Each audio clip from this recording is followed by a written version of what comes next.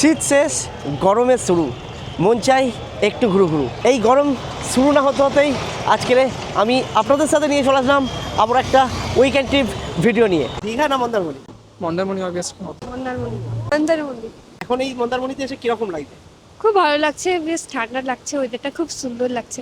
সবাই বলে বাঙালির উইকেন্ড মানেই উত্তরমুখী হাওয়া, কুয়াশা ঘেরা পাহাড় আর ঘন পাইন বন। কিন্তু মাঝে মধ্যে মনটা বড্ড অবাধ্য হয়ে যায়। মনে হয় এবার পাহাড় নয়, বরং সমুদ্রের ওই বিশালতায় নিজেকে হারিয়ে ফেলতে চাই, যেটি কলকাতা থেকে মাত্র কয়েকটা ঘন্টা দূরত্বে লুকিয়ে আছে এক নির্জন সমুদ্র সৈকত, যার নাম মন্দারমণি। কলকাতা থেকে এই সমুদ্র সৈকতে কিভাবে আসবেন এবং যদি একটি রাত থাকতে চান তাহলে সাধ্যের মধ্যে সমুদ্রের কাছে কোন হোটেলে থাকবেন তার সম্পূর্ণ তথ্য নিয়ে শুরু করছি আজকের ভিডিও। নমস্কার বন্ধুরা, সকলকে গুড মর্নিং। আজ আবার একটা উইকেন্ড ট্রিপ ভিডিও নিয়ে আমি চলে আসলাম তোমাদের কাছে। এর আগে আমি তোমাদের দেখেছি কিভাবে কম খরচে একদিনে পুরী ভ্রমণ করা যায়। আজকের আমি তোমাদের দেখাবো কিভাবে কম খরচে কোনো হোটেলে না থেকে মন্দারমণি ঘোরা যায়। আর প্রত্যেকের দোল উৎসব কীরকম কাটলো অবশ্যই কিন্তু আমাকে জানিও। এখন কিন্তু আমি দাঁড়িয়ে আছি হাওড়া স্টেশনের সামনে। আপনারা দেখতেই পাচ্ছেন আমার পিছনে হাওড়ার ব্রিজ। আর মন্দারমণি যেতে হলে কিন্তু আজকের আমাদের প্রথমে যেতে হবে সাঁতরাগাছি স্টেশনে। হাওড়া স্টেশনের ভিতরে এখন প্রবেশ করে গেছি আর আমি এখন কিন্তু টিকিট কেটে নিয়েছি আশাপূর্ণা দেবী পর্যন্ত। 45 টাকার টিকিট দিল আর ট্রেন অলরেডি কিন্তু ছেড়ে দিয়েছে। তো চলুন ট্রেনে উঠে পড়া যাক।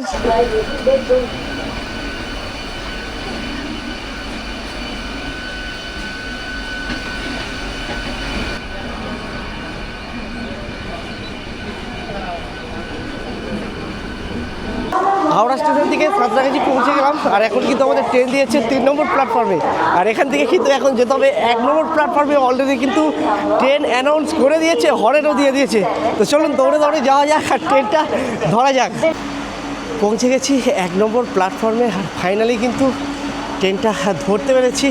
এবার ঠাকুর ঠাকুর করে আজকের যাত্রাটি শুরু করা যাক। প্রচুর দৌড়ে দৌড়ে এসেছি, একটুখানি সিটে বসে রেস্ট নিই, তারপর বাকি ইনফরমেশন দিচ্ছি আপনাদের সাথে।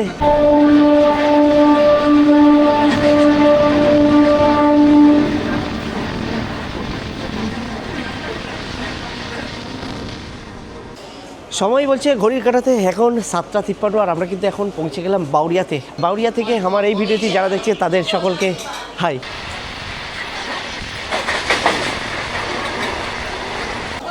সময় বলছে ঘড়ির কাঁটাতে এখন 8:46 আর সাঁতরাগাছি জংশন থেকে কিন্তু আমরা 50 কিলোমিটার পথ অতিক্রম করে এখন পৌঁছে গেলাম মেছেদাতে। তো দর্শকবৃন্দর কাছে একটা প্রশ্ন রইল, এই মেছেদার কী বিখ্যাত অবশ্যই কিন্তু কমেন্ট করতে ভুলবেন না। আর যারা আমার এই মেছেদা থেকে ভিডিও দেখছেন তাদের সকলকে হাই।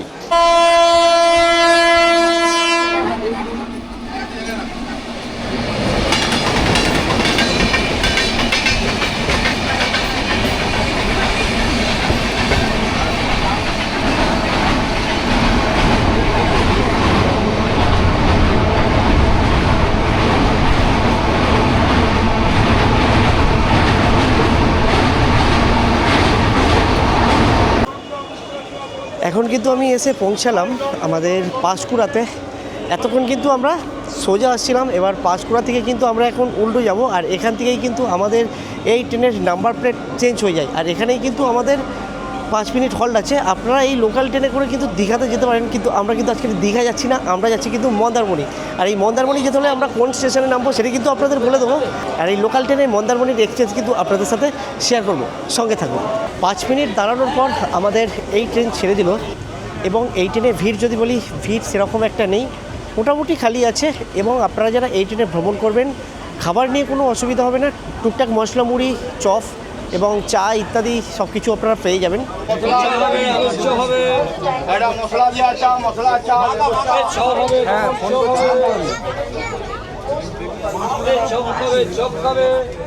দেখো লোকাল ট্রেনে সফর করছি আর এখানকার কিছু লোকাল খাবার খাবো না তা কখন হয়? তো এরকম কিন্তু আমি একটু কাঁচা ছোলা নিয়ে নিলাম সকালবেলা, কিন্তু এটা কিন্তু খুব উপকার। আর মাত্র 20 টাকা করে প্লেট নিল। তো দেখে কিন্তু জিভে জল এসে যাচ্ছে, কারণ হালকা লেবু আর বিনুনের গন্ধ আসছে না। আর উপর দিয়ে চাট মশলা দিয়েছে না, মারাত্মক টেস্ট। আর সব থেকে এই পুচকি চামচটা দেখে কিন্তু আমার বেশ ভালো লাগছে। আমার ছোটোবেলার কথা মনে পড়ে যাচ্ছে, এরকম চামচ নিয়ে আমরা খেলামাটি খেলতাম।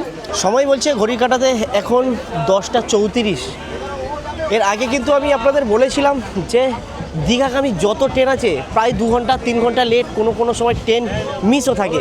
আজকের কিন্তু আমি সেটি আপনাদের চাক্ষুষ প্রমাণ করাচ্ছি। তবে আমি আপনাদের একটা কথা সর্বদাই সাজেস্ট করব, আপনারা যারা দীঘা ভ্রমণ করতে যাচ্ছেন বা মন্দারমণি ভ্রমণ করতে যাচ্ছেন, অলওয়েজ আপনারা বাস রুটটা চুজ করে নিন। কলকাতা থেকে বাসে করে কিভাবে দীঘা যাবেন তার ভিডিও আপনাদের সাথে শেয়ার করেছি এবং আমার আই বাটনের লিঙ্ক দেওয়া রইল। আমরা কিন্তু দেওলটি স্টেশন পার করলাম, আর দেওলটি স্টেশন পার করার পরেই কিন্তু চলে আসছে আমাদের সেই কোলাঘাটের বীজ। আর দূর থেকেই দেখুন কতটি সুন্দর লাগছে।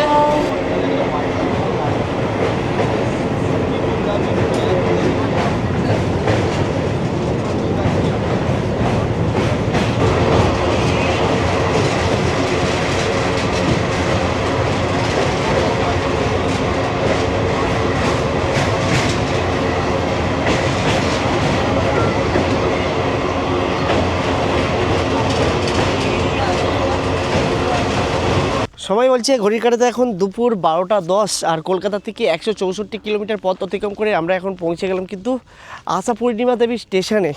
আপনারা যারা কলকাতা থেকে মন্দারমণি ঘুরতে আসবেন তারা কিন্তু এই আশাপূর্ণিমা দেবী স্টেশনেই নামবেন।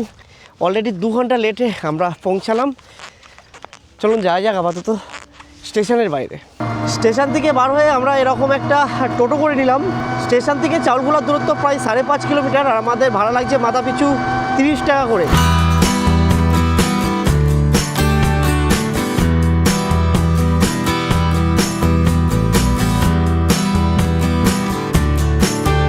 আমরা এখন এই জায়গাটা করে নামলাম এবং এই দিক থেকে সোজা চলে গেলেই কিন্তু আমাদের পড়ে যাচ্ছে দীঘা।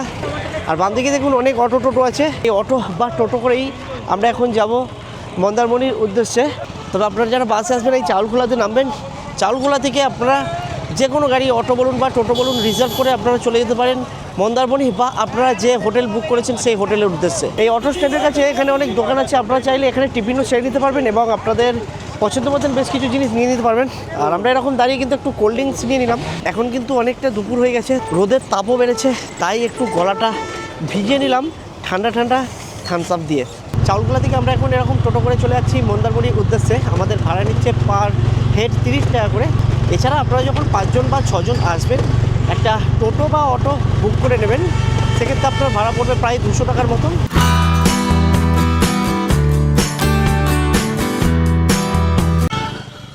পৌঁছে গেলাম কিন্তু আমরা এখন মনসাতলা। এই হলো মনসা মন্দির, আপনারা দেখতে পাচ্ছেন। আর রাস্তার কন্ডিশন যদি বলি যথেষ্ট ভালো। আপনারা চাইলে আপনাদের পার্সোনাল গাড়ি নিয়েও আসতে পারেন। আমি আমার ডেসক্রিপশন বক্সে পুরো ম্যাপের লিঙ্ক দিয়ে রাখবো। আর যারা গাড়ি নিয়ে আসবেন এখানে গাড়ি পার্কিংয়েরও সুব্যবস্থা আছে। তো চলুন এখন এইদিকে আমরা সোজা যাওয়া যাক বিচের দিকে। আর চারিদিকে দেখুন এখানে বিভিন্ন ধরনের দোকান আছে, টুপি আছে, চশমা আছে, বিভিন্ন ধরনের জুয়েলারিস আছে। এখন যেরকম এই মার্কেটটি দেখছেন, সন্ধ্যেবেলা কিন্তু এই মার্কেটটি কিন্তু আরও অন্যরকম হয়ে যাবে। এবং এখানে এরকম মার্কেট আছে, আপনারা চাইলে এখান থেকে আপনাদের শপিংটাও সেরে নিতে পারবেন। এখানে দেখুন এরকম পে ইউজ টয়লেট আছে, লেডিস আর জেন্টসের জন্য আলাদা আলাদা।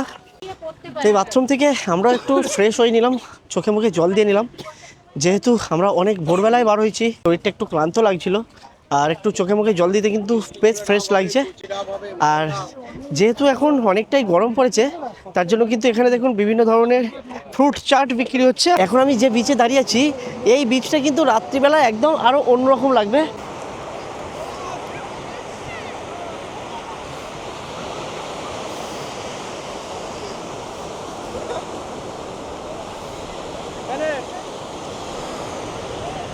এই জায়গাটাতে কিন্তু বেশ একটা সুন্দর সময় কাটাচ্ছি।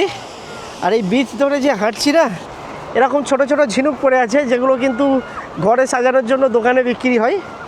আর এই যে বিচটা পুরো দেখুন প্রচুর কিন্তু পর্যটক এখন স্নান করছে। আর এই যে বিচটা এতটা পরিষ্কার নয়, এখানে যখন আপনারা গ্রুপ মিলে আসবেন, এখানে চাইলে আপনারা একটু ফুটবলও খেলতে পারবেন, বেশ দারুণ লাগবে কিন্তু। তবে এই যে মন্দারমণির সি বিচের কাছে এরকম বোট আছে, আপনারা চাইলে কিন্তু বোট রাইডও করতে পারেন। এখানকার যে এই যে বোট আছে, পার হেড কত টাকা করে নেওয়া হয়? 200 টাকা করে। এটা সকাল 7টা থেকে সন্ধ্যা 5টা। আচ্ছা, মানে আপনাদের এখানেই থাকা হয় তাই তো? এইখানে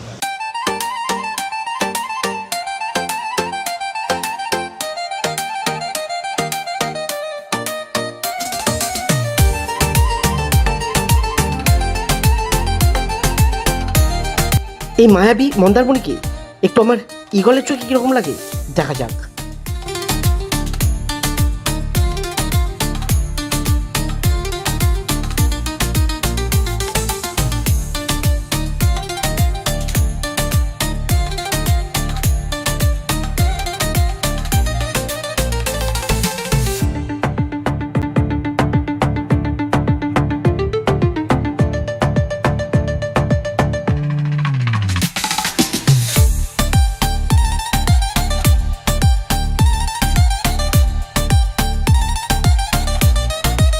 ঈগলের চোখে এই সুন্দর মন্দারমণিকে কীরকম লাগলো অবশ্যই কিন্তু কমেন্ট করে জানাবেন। বড়দের জন্য কিন্তু এরকম একটা এটিভি বাইক আছে, আপনারা চাইলে এটা চালিয়েও কিন্তু এখানকার সমুদ্রের আনন্দ উপভোগ করতে পারেন। পার হেড 300 টাকা করে নেওয়া হয়। এছাড়াও কিন্তু আপনারা চাইলে এরকম সাইকেলের মজা নিতে পারেন যারা কাপাল আসছেন। এটা একটা খুব সুন্দর কিন্তু রাইড। আমি আর পুলক যেহেতু রাইড করছি বেশ ভালো লাগছে। মাথা পিছু কিন্তু 100 টাকা করে নিচ্ছে। পুলক কিরকম লাগছে? দারুণ দারুণ। আর আমি আর অমিত এরকমই ঘুরে বেড়াচ্ছি এই সাইকেলটা, 100 টাকা করে ভাড়া, কিছুক্ষণ এখানে রাউন্ড দেওয়া করাবেন, বেশ ভালো লাগছে কিন্তু। তবে আপনাদের মনে প্রশ্ন আসতেই পারে, দাদা দীঘা থেকে কেন আপনারা মন্দারমণি আসবো?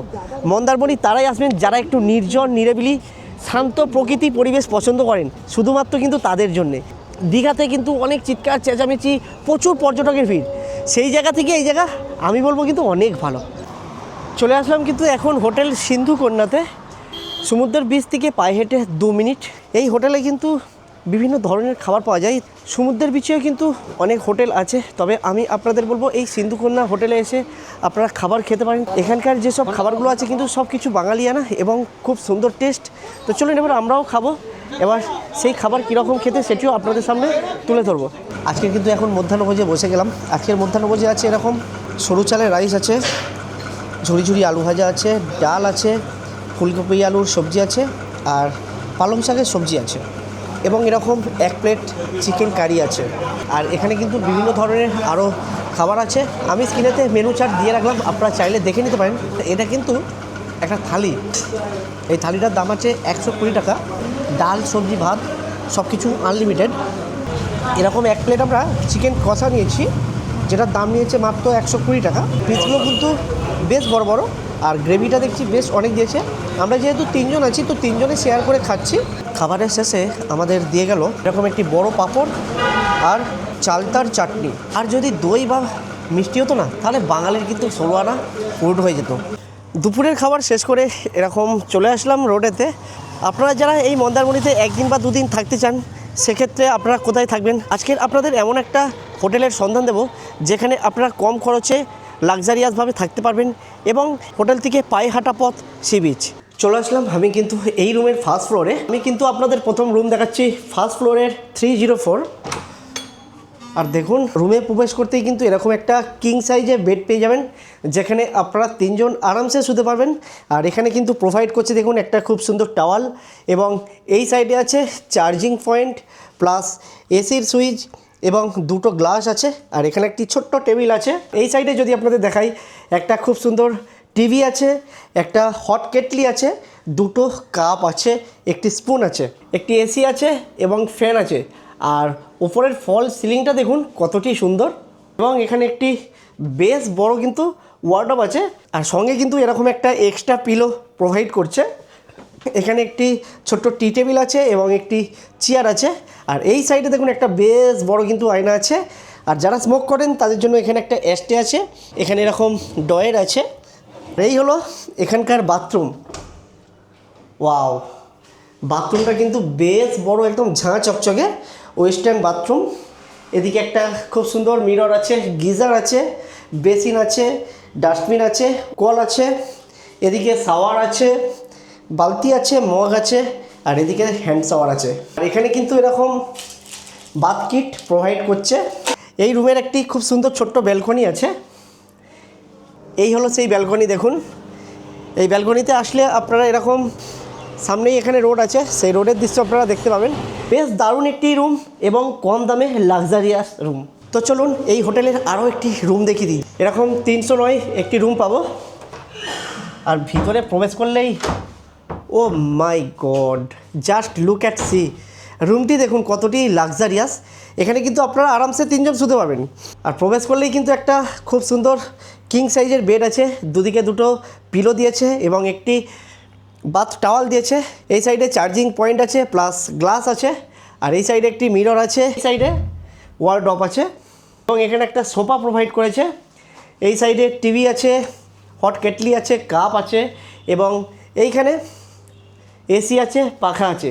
আর এই রুমের ফল সিলিংটা দেখুন কতটি সুন্দর এবং এই হোটেলের প্রত্যেকটি রুমে কিন্তু সেপারেট বাথরুম আছে। এটি হলো এখানকার বাথরুম, দেখুন একদম পুরো ওয়েস্টার্ন ঝাঁ চকচকে যেরকমটি থাকে এবং এই রুমেরও কিন্তু একটি ব্যালকনি আছে। ওয়াও, যে ব্যালকনি থেকে আপনারা এরকম ভিউ পাবেন। আর ওই যে দূরে দেখুন, ওই দূরে কিন্তু পুরো সমুদ্র সৈকত দেখা যাচ্ছে। আর এতেও যদি আপনাদের মন না ভরে আপনারা চলে আসবেন একদম পুরো টপে আসলে এদিক থেকে পুরো সমুদ্র সৈকতটা দেখা যাচ্ছে।